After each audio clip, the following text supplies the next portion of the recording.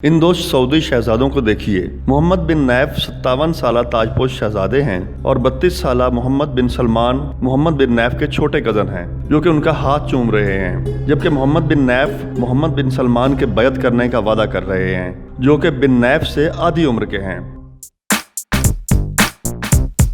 मोहम्मद बिन नैफ को ज़बरदस्ती अपने ओहदे से दस्तबरदार होने के लिए कहा गया था और अपना ओहदा अपने छोटे कज़न को सौंपने पर मजबूर किया गया था। ये मोहम्मद बिन सलमान हैं जिन्हें मगरब में MBS के नाम से जाना जाता है। ये गुज़श्ता साल जून का वक्त था जब से मोहम्मद बिन सलमान ने अपनी ताकत को मजबूती और तेज़ी से बढ़ाना शुरू किया। अब सऊदी अरब में सब उन्हें मिस्टर एवरीथिंग यानी सब काम का करता धरता के नाम से जानने लगे हैं। जब से MBS ने ओहदा संभाला है वो अपने इर्द गिर्द के ममालिक पर अपना नुमायां असर छोड़ रहे हैं।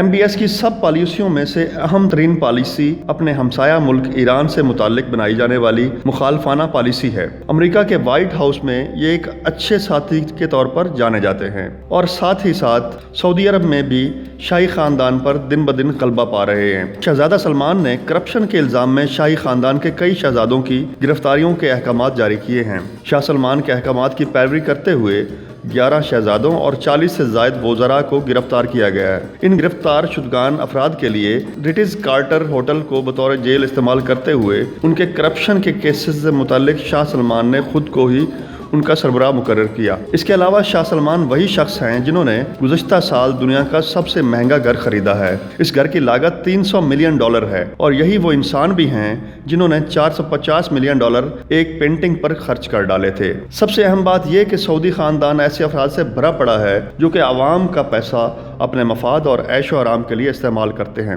जो कि ईंधन के मुनाफा से हासिल होता है। इसलिए MBS के लिए भी किसी का भी क्रैक डाउन करना कोई बड़ी बात नहीं है, क्योंकि वो इतनी ताकत रखते हैं कि किसी का भी सर कुचल सकें। ताकत में आते ही MBS ने दूसरा बड़ा काम यह किया कि सऊदी अरब के समाजी रवैयों में तब्दीली लाई है, जिसमें मजहबी पुलिस से किसी को भी मजहब के नाम पर गिरफ्तार करने के हकूक से दस्तबरदार करना है और ख़वातीन के हकूक से मुताल्लिक लोगों में आगाही बढ़ाना है, जिसमें सबसे अहम ख़वातीन को ड्राइविंग की इजाज़त देने का अमल शामिल है। इसके अलावा सऊदी मुआशरे को तरक्की और जिद्दत की तरफ ले जाने से मुताल्लिक बहुत से इक़दामात शामिल हैं। तजिया निगारों के मुताबिक करप्शन के खिलाफ क्रैकडाउन शहजादा सलमान की मजीद ताकत हासिल करने की हिर्स है। सऊदी मुआशरा शाही ख़ानदान की जानिब से लागू करदा कुछ कवायद व ज़वाबित पर मुश्तमिल है और इन कवायद व ज़वाबित को बनाने में बड़ा नाम सऊद ख़ानदान का आता है, जिनको ये कवायद व ज़वाबित वहाबी उलमा की जानिब से विरासत में दिए गए थे। इन दोनों की एक दूसरे से वफादारी ने मिलकर सऊदी मुआशरे की मौजूदा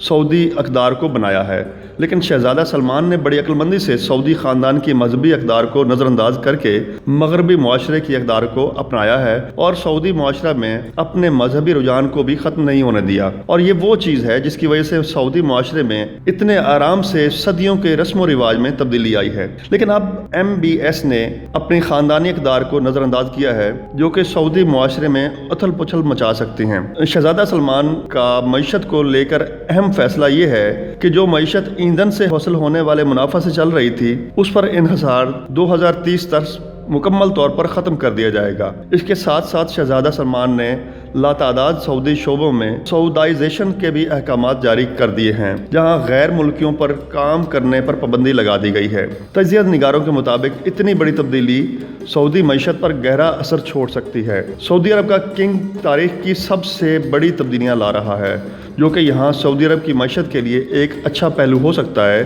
वहाँ सऊदी मईशत के लिए एक बड़ा ख़तरा भी है, क्योंकि सऊदी शहरियों के रहन सहन को तब्दील करना इतना आसान नहीं है जितना दिखाने की कोशिश की जा रही है। ताहम इन फैसलों का अच्छा पहलू ये भी हो सकता है कि सऊदी अरब अरब ममालिक की सबसे बड़ी ताकत बन के सामने आ जाएगा।